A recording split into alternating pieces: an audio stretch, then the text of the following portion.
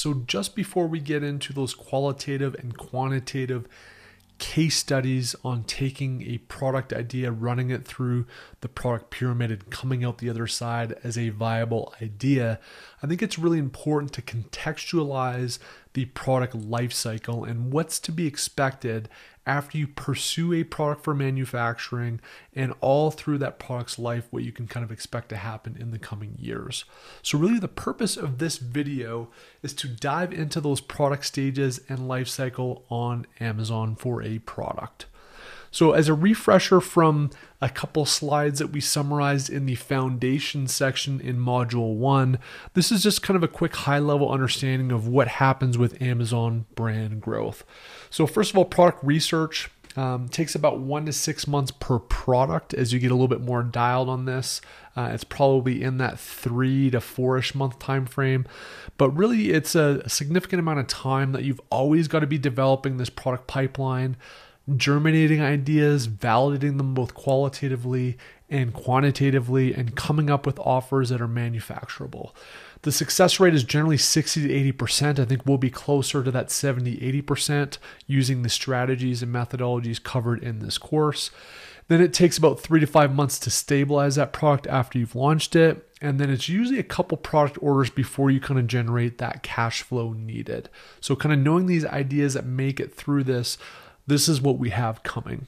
From a product standpoint, this is kind of a good summary of what you can expect a product growth to look like on the Amazon platform. So there's a whole set of activities that we're doing when we develop a product and before we launch it. But once we give birth to that product baby, that first 60 days is the honeymoon period, which is super, super critical, and we will get into in detail in the launch module. Then we're really optimizing it through that second and third month. We're stabilizing it through month 3 to 6, and then 6+ months after we've kind of launched and stabilized a product on Amazon, we kind of enter that maintenance mode in terms of just kind of tweaking and optimizing things, cutting the grass, so to speak, if you want to use a landscaping analogy.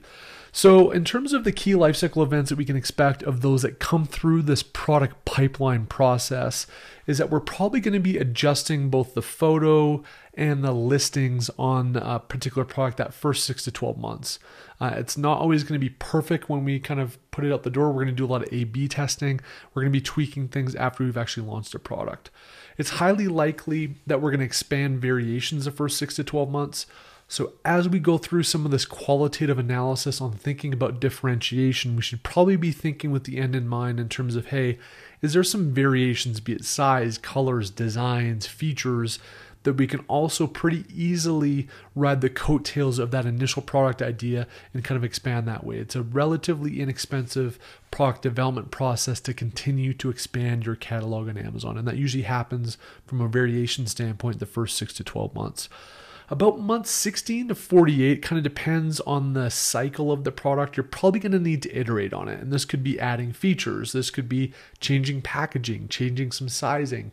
But some more structural adjustments to products are typically required to stay relevant in that 16 to 48 month time frame.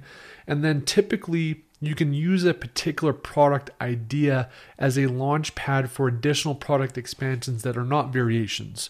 So it's a totally new product, but related to that first one that you can continue to expand upon. And that usually from a cash flow standpoint is justifiable kind of month 12 to 24.